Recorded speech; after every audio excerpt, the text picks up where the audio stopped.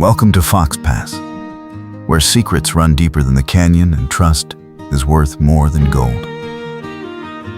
Settle in for a story of danger, passion, and the truth that changes everything. Grace Caldwell's hands froze on the ledger when the stranger's shadow fell across her desk. She looked up from the inn's account books into eyes the color of storm clouds over the mesa, and knew immediately that her carefully constructed life was about to shatter. The man in the doorway wore a brown duster still dusty from hard riding, a gun belt that sat too comfortable on his hips, and an expression that said he'd come looking for something specific. Someone specific. You Grace Caldwell? His voice carried the rough edge of a man who'd spent years in saloons and card games, but his gaze held an intelligence that made her throat tighten. She closed the ledger slowly, buying herself 3 seconds to lock down the fear threatening to show on her face. I am. She kept her tone neutral, innkeeper polite. The Cottonwood Inn doesn't allow firearms in guest rooms. If you're looking for a bed, you'll need to check that belt at the desk. He stepped inside, letting the door swing shut behind him. The late afternoon light slanted through the windows, turning the dust motes golden and throwing his features into sharp relief. Dark blonde hair touched his collar, longer than fashion, but shorter than careless. Light stubble shadowed a jaw that looked like it had taken a few punches and given back twice as many. He moved like a man who expected trouble, but wasn't afraid of it. I'm not here for a room. He reached into his duster, and Grace's hand dropped to the drawer where she kept the small derringer her father had given her years ago. But he only pulled out a folded piece of paper, yellowed with age and handling. I'm here because 5 years ago, a man named Thomas Mercer died in a card game gone wrong in Silver Creek. And someone in this town knows what really happened that night. Grace's heart hammered against her ribs. Thomas Mercer, the name she'd spent 5 years trying to forget. The night that had driven her from Silver Creek to Fox Pass, from a life of easy comfort to this quiet inn where she thought the past couldn't follow. I don't know what you're talking about. She forced her voice steady. If you're not renting a room, I'll have to ask you to leave. I have work to do. His eyes narrowed. See, that's interesting, because I didn't mention which town I came from, and I didn't say how Mercer died. But you didn't ask a single question. Most people, they'd be curious. They'd want details. You just want me gone. He was right, and they both knew it. Grace straightened, drawing on every ounce of spine she'd built in 5 years of running this inn alone. Mr. Rollins. Eli Rollins. Mr. Rollins, I don't appreciate strangers walking into my establishment making accusations. Whatever happened in Silver Creek has nothing to do with me or Fox Pass. Now, if you'll excuse me. She moved toward the door, intending to show him out bodily if necessary, but he didn't budge. Up close, she could see the lines at the corners of his eyes, the small scar above his left eyebrow, the way his hands stayed loose and ready at his sides. This was a man who'd lived hard and learned to read people for survival. Thomas Mercer had a sister. Eli's voice dropped, taking on an edge that made her skin prickle. She hired me to find out the truth. I'm not here to cause trouble, Miss Caldwell. I'm here because a woman deserves to know how her brother really died, and whether the man who pulled the trigger was defending himself or committing murder. Grace's breath caught. She'd known someone might come eventually. She'd prepared speeches, rehearsed denials, built walls of careful lies. But she hadn't prepared for the way this man looked at her, like he could see straight through to the guilt she carried like stones in her pockets. The door burst open behind Eli, and Mayor Fletcher's voice boomed into the small office. "Grace, we need to talk about the bank situation. They're threatening to call the loan early unless..." He stopped, taking in the scene. Who's this? Eli turned slightly, keeping both Grace and the mayor in his line of sight. Just a traveler passing through. Mayor Fletcher's eyes moved from Eli to Grace and back again, calculation written across his broad face. "Well, traveler, Fox Pass is a peaceful town. We take care of our own, and we don't much like outsiders stirring up trouble. Wouldn't dream of it." Eli tipped his head in a gesture that was just shy of mocking. "I was just asking Miss Caldwell about room availability." The mayor's expression hardened. "The inn's full up. Try the boarding house on 3rd Street. Actually," Grace heard herself say, "we do have one room available. Top floor, corner room, $2 a night, meals included." Both men stared at her. She could see the question in Eli's eyes, the suspicion in the mayor's. But she just made a decision. Reckless and terrifying, and somehow inevitable. Better to keep Eli Rollins close where she could watch him, than to have him digging through town asking questions she couldn't control. "Grace," the mayor began, his tone carrying a warning. She met his gaze levelly. "My inn, my decision, Mayor Fletcher. Now what's this about the bank?" Mayor Fletcher's jaw worked. "The bank's calling in loans across town. They want payment in full within 60 days, or they'll start seizing property. Your inn's on that list, Grace. I came to tell you that you need to find $3,000 by the end of September, or the bank takes the cottonwood." $3,000. The number hit like a fist. Grace had maybe $400 in savings, another $100 in the cash box.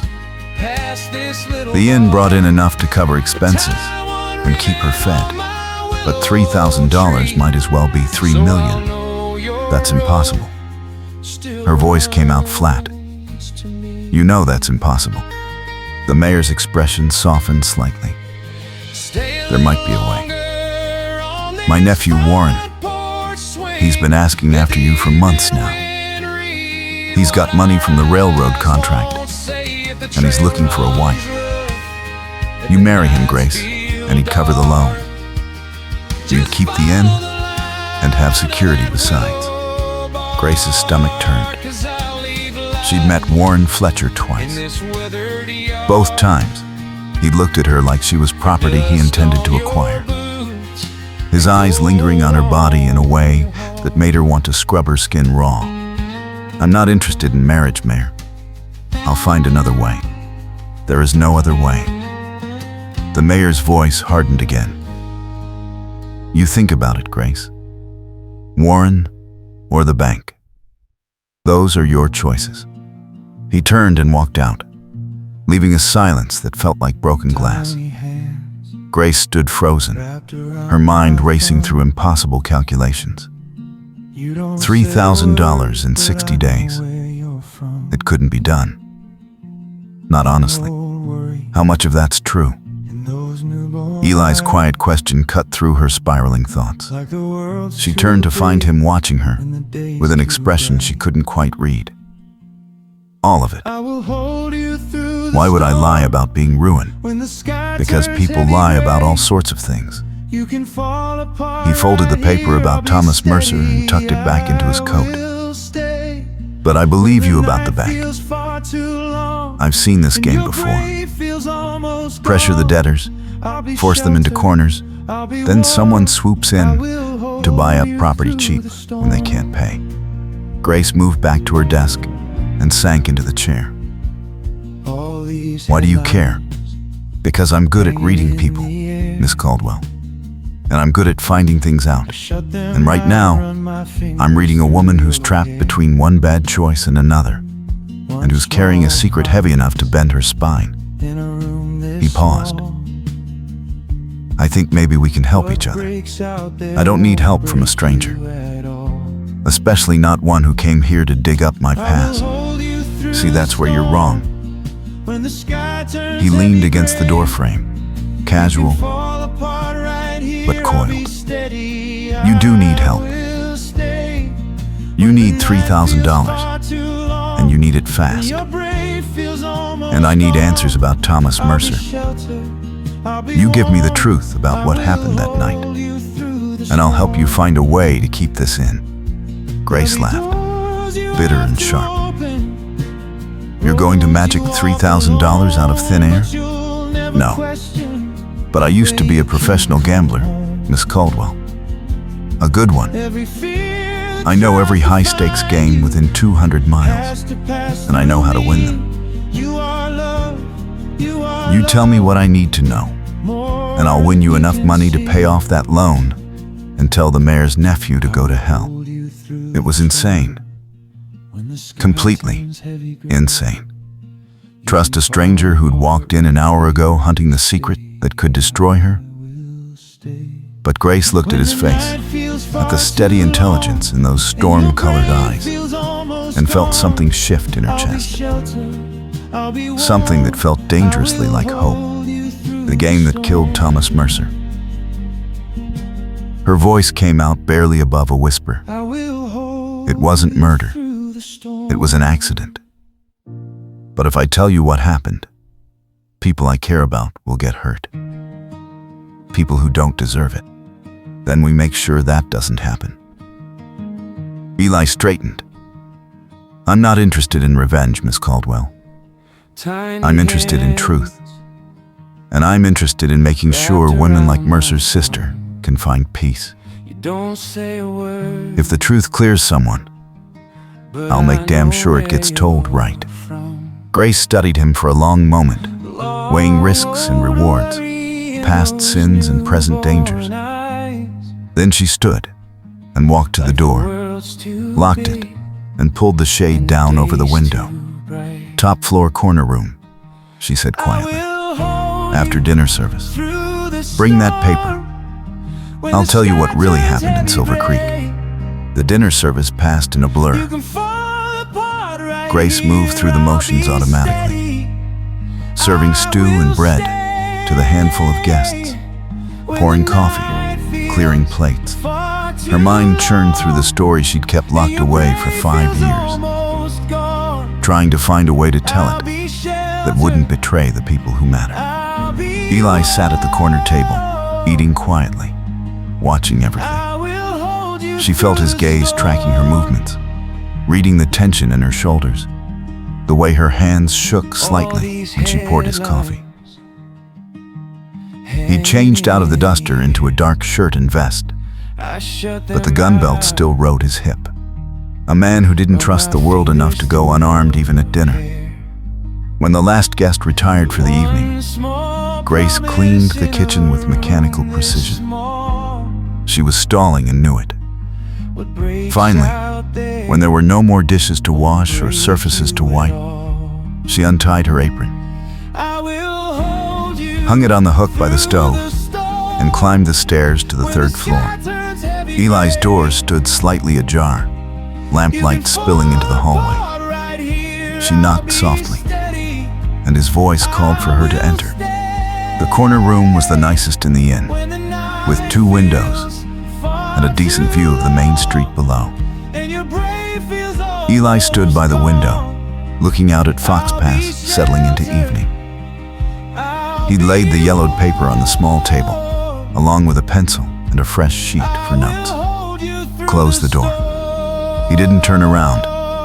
If we're going to do this, we do it right. No interruptions. Grace closed the door and moved to the table.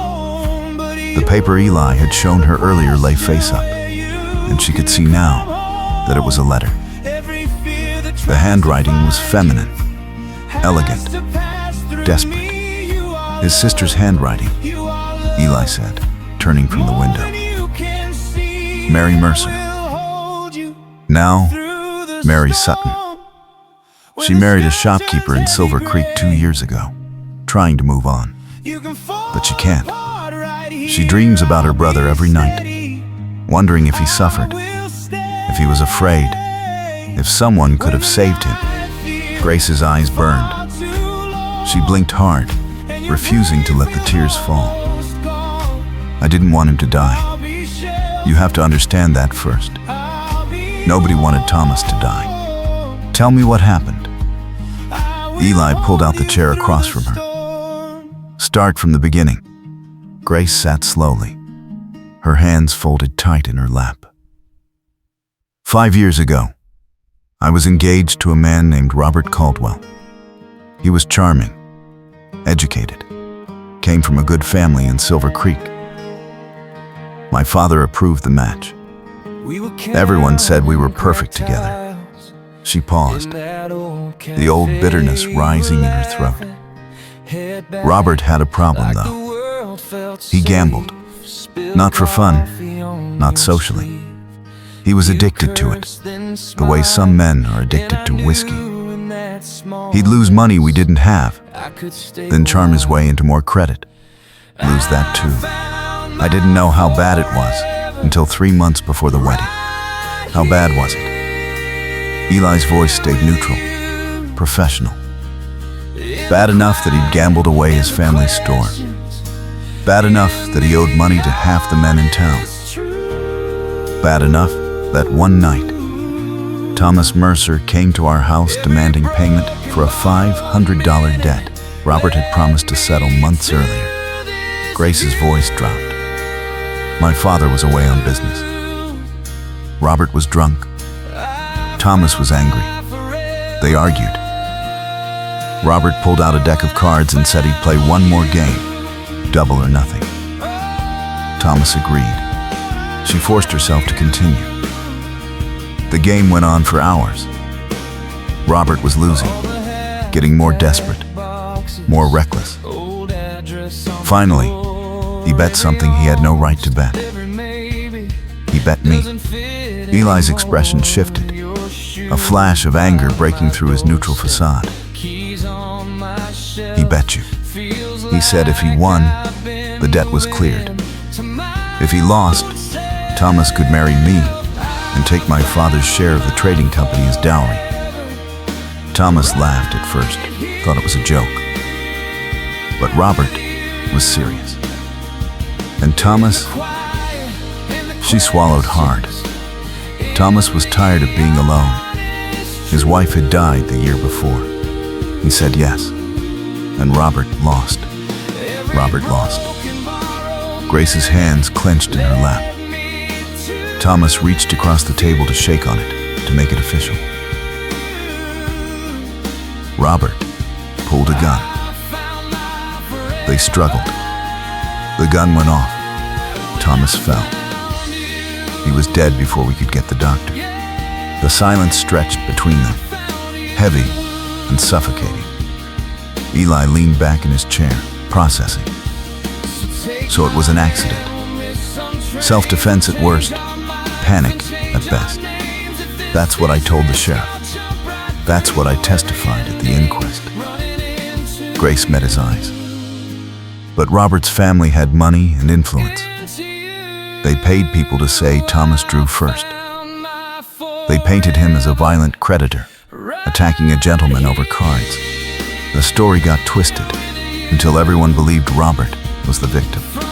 And you let them. I was 22 years old and terrified. My father was away. I had no family to back me. And the Caldwell family made it clear that if I contradicted their version of events, they'd destroy me. So I stayed quiet. I let them bury Thomas as a villain. And then, I broke the engagement, sold everything I owned, and ran here to Fox Pass, where no one knew my name or my shame. What happened to Robert? Grace's smile was cold. His family sent him east. Last I heard, He'd drunk himself to death in a Boston boarding house 2 years ago. The Caldwell family acts like he never existed. Eli stood and walked to the window again, staring out at the darkening street. For a long moment, he said nothing, and Grace felt the weight of judgment pressing down on her chest. She'd confessed the worst thing she'd ever done, the cowardice that had defined the last 5 years of her life. Finally, Eli turned. You were a young woman alone against a powerful family. You did what you had to do to survive. I don't fault you for that. The unexpected absolution made her throat tighten. But Mary deserves to know the truth. She does. And she'll get it. But we do this smart. He moved back to the table and picked up the fresh sheet of paper. I'll write to Mary tonight. I'll tell her what you told me. That it was an accident. That her brother didn't suffer. That he wasn't the villain the town made him out to be. That's enough for her to find peace. Grace shook her head. But it's not the whole truth. She deserves to know about Robert. About the Caldwell family lies. If we expose the Caldwell family now, they'll come after you with everything they have. They'll destroy your reputation, question your testimony, maybe even find a way to charge you as an accessory. Eli's voice was firm. Mary needs closure, not revenge. The truth we give her is enough. Grace wanted to argue, but she could see the sense in his words. Mary Mercer Sutton had been living with nightmares for 5 years. Knowing her brother's death was an accident, that he hadn't been murdered in cold blood, would let her sleep again. That mattered more than exposing powerful people who'd already paid for their sins in their own ways. All right. She nodded slowly. Tell her what she needs to hear. Good. Now let's talk about your bank problem. Eli pulled the chair closer and sat, leaning forward with his elbows on his knees. There's a high-stakes poker game in Copper Ridge next week. The buy-in is $500, and the pot usually runs to $5,000 or $6,000. I can win that for you. With what stake? I have $400 to my name, and I need that to keep the inn running. I have $200 saved. We pool our money, that's $600. Enough to buy in and have a cushion for food and lodging. Grace stared at him. You'd risk your own money? For a woman you met 6 hours ago? His smile was crooked, self-deprecating. I came here hunting answers, and you gave them to me. That's worth something. Besides, I'm good at cards. It's not really a risk. Everything's a risk. She studied his face, trying to understand what drove this man to help a stranger. What do you want in return? Eli met her gaze steadily. I want you to trust me. I want you to let me help you keep this in, and tell the mayor's nephew to go to hell. And when it's done,